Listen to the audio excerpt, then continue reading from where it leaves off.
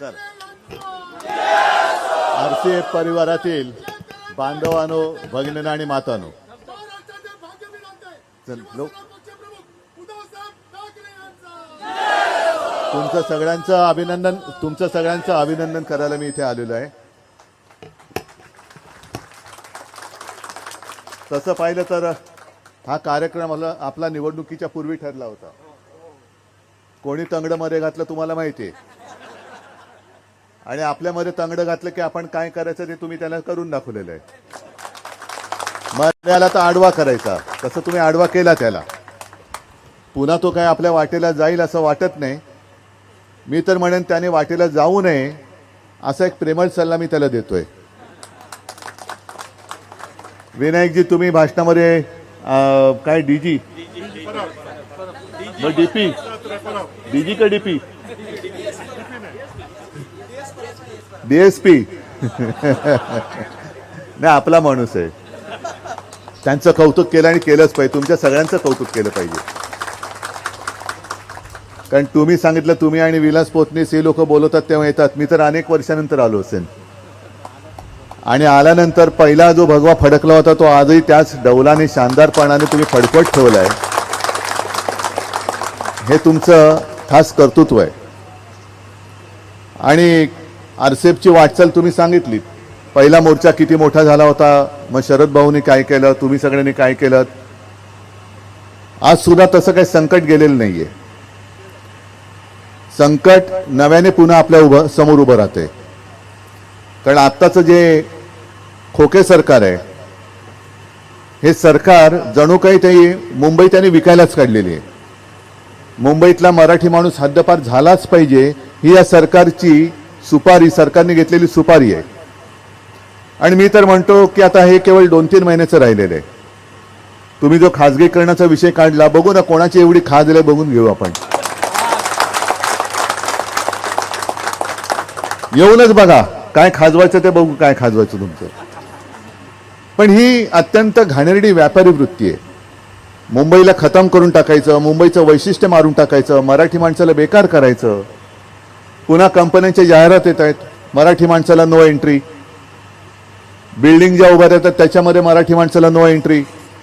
मग पुन्हा तो जो काही 66 सालचा एकूण जो काळ होता तो परत उभा करायचा का, हा विचार आम्ही जर केला तर मग आमचं त्याच्यात चुकलं काय त्याच्यामध्ये.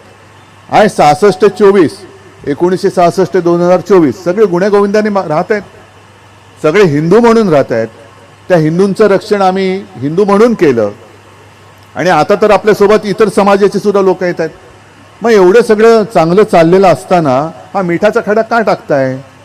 हे आरसीएफ म्हणजे संपूर्ण देशाची जो अन्नदाता आहे, त्या अन्नदाताला तुम्ही खत देता. मध्ये लोकसभेच्या वेळेला मी बघितलं होतं, खतांच्या पिशवीवर सुद्धा मोदींचा फोटो. अरे संबंध काय. लसीकरणाच्या सर्टिफिकेटवर मोदींचा फोटो होता, कारण लस म्हणे त्यांनी तयार केली असं आमच्या उपमुख्यमंत्र्यांचा शोर होता.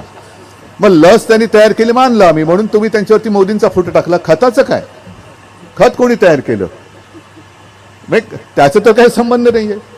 पण राष्ट्रीय विचाराला खत पाणी टाकणारी देणारी ही तुमची नाही म्हटलं तरी मोठी सगळ्यात कंपनी आहे. राष्ट्रीय विचार, नुसतं राष्ट्रीय केमिकल अँड फर्टिलायझर नाही, तर राष्ट्रीय विचारांचं जे बियाणं आहे ते आणखीन फोफावलं पाहिजे, त्याला अंकुर फुटले पाहिजेत, आणि ते सक्षम असलं पाहिजे. ते काम तुम्ही करता आहात. शेतकऱ्यांचे जे काही मुद्दे आहेत ते मी ग्रामीण भागात मांडत असतो, पण शेतकऱ्याला मुळामध्ये बोगस बियाणं दिलं तर होणार काय. अत्यंत निकृष्ट दर्जाची खतं दिली तर करणार काय. मेहनत होते, पण मेहनत घेऊन जर सगळं बोगसच असेल, बोगस बियाणं असेल, खतं बोगस असतील, तर शेतकरी तरी करणार काय. आणि त्या शेतकऱ्याला एक तुमच्यामध्ये आधार वाटतोय, विश्वास वाटतोय की ही आरसीएफ ही माझी कंपनी आहे, आणि त्याहीपेक्षा अभिमानाचं त्याला वाटत असेल की ही आरसीएफ त्याच्यामध्ये माझ्या हक्काच्या शिवसेनेची युनियन आहे.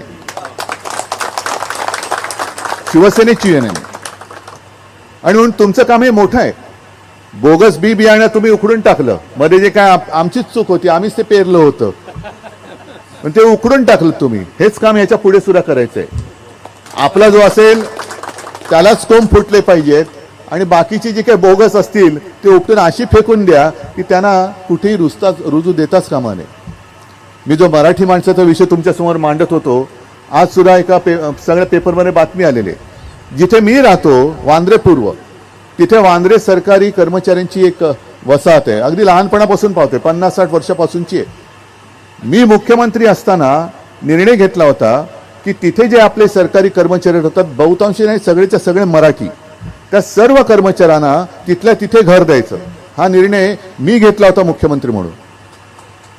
आपला आहे तो निर्णय. आणि कोर्टाला जागा आपण दुसरीकडे दिली होती. म्हणजे असं काही नाही की कोर्टाची जागा मारून आपण दुसरीकडे. मी तेव्हा जे काही मुख्य न्यायाधीश होते, सरन्यायाधीश, त्यांना समजावून सांगितलं होतं की इथे माझ्या कर्मचाऱ्यांची जागा देण्याचं मी वचन दिलेलं आहे. ते म्हणाले ठीक आहे, मग दुसरी कुठेतरी आम्हाला जागा दे, पण जागा पाहिजे. मग ती जागा त्याच परिसरात दुसरीकडे आपण दिली होती. हे सगळं झालं होतं, कॅबिनेटमध्ये झालं. मग आता नेमकं असं अचानक काय झालं की त्या इमारती त्यांनी पाडायला घेतल्या आणि कर्मचाऱ्यांना सांगितले की तुम्ही दुसरा एखादा भूखंड मागा. काय म्हणून मागायचा? जे सरकार चालतंय, सरकार तुमच्या दारी. सरकार म्हणजे केवळ मुख्यमंत्री नाही, उपमुख्यमंत्री किंवा मंत्री नाही आहेत, तर आयुष्यभर जे काम करतात खरं सरकार ते चालवतात. आणि त्या कर्मचाऱ्यांची जर का अशी दुर्दशा होणार असेल, त्यांना रस्त्यावरती आणून दुसरा भूखंड म्हणजे हा जो आहे तो द्यायचा. म्हणजे आता इकडे कोर्टाच्या नावाने कोर्टाला द्यायचा, कोर्ट दुसरीकडे जागा घ्यायला माझ्या वेळेला तयार होतं. अनेक मोक्याचे भूखंड अदानीच्या घशात टाकायचे. म्हणजे संपूर्ण एक कदाचित म्हणजे आपण ते होऊ देणार नाही, पण आरसीएफ सुद्धा अदानीच्या घशात घालण्याचा त्यांचा डाव आहे की काय?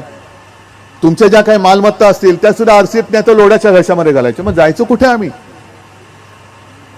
वांद्रे सरकारी कर्मचाऱ्यांची जी वसाहत आहे त्यांना तिथल्या तिथे घरं मिळालीच पाहिजे, जी मी दिली होती. त्याच्यासाठी शिवसेना आज सुद्धा आग्रही आहे, मिळालीच पाहिजे. आणि जर भूखंड मागायचा प्रश्न असेल तर अदानीला दिलेला जो वांद्रे रेक्लेमेशनचा भूखंड आहे ना, तिकडे नाही तर त्या सरकारी कर्मचाऱ्यांना हक्काची घरं द्या. चला, आमची तयारी आहे, द्या तिकडे घरं. वांद्रे रेक्लेमेशनचा जो आपल्या मिंदेच्या हातातलं जे खातं MSRDC, तो म्हणजे मोक्याचे सगळे भूखंड.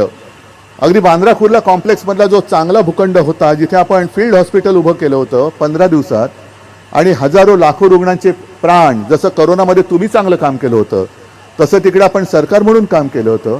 आपलं सरकार पाडल्यानंतर पहिला पवित्र निर्णय त्यांच्यासाठी काय घेतला?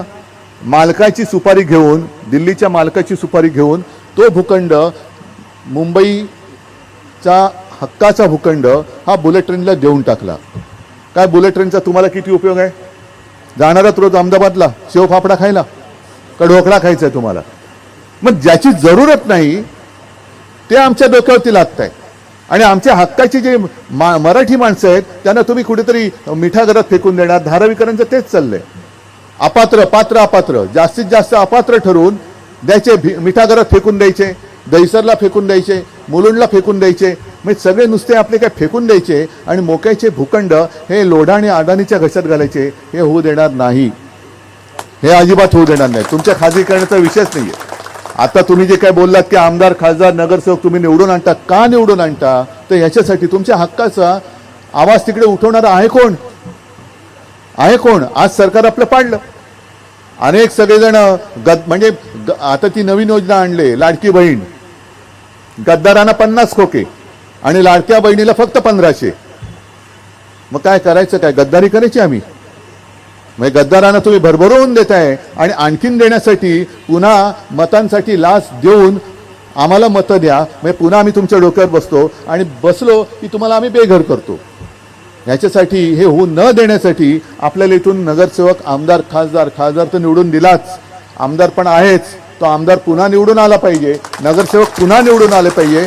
तर आपण हा सगळा जो काय भगवा डौलाने फिरवतोय, मिरवतोय, त्याला तो अर्थ राहील. आणि म्हणून एक चांगलं पवित्र काम, केवळ शिवसेनेची युनियन नाही, मी तर म्हणतो प्रत्येक पक्षाला आणि प्रत्येक युनियनला एक काहीतरी गुणवैशिष्ट्य असलं पाहिजे. माझी युनियन आहे, माझ्या युनियनचं हे वैशिष्ट्य आहे, तुमच्या युनियनचं वैशिष्ट्य काय सांगा? आम्ही भगवा हातात घेतोय, पण त्या भगव्याचे गुणधर्म आणि भगव्याला अभिमान वाटेल असं काम आम्ही करतोय. तुम्ही जे हातात फडकी फडकवतायत त्याचा गुणधर्म आम्हाला सांगा. वाटेल तेव्हा यायचं आणि वाटेल ती फडकी घ्यायची आणि मराठी माणसाला नेस्तनाबूत करायचं, हे आम्ही मुंबई आणि महाराष्ट्रात होऊ देणार नाही. म्हणून जे मी काल सांगितलं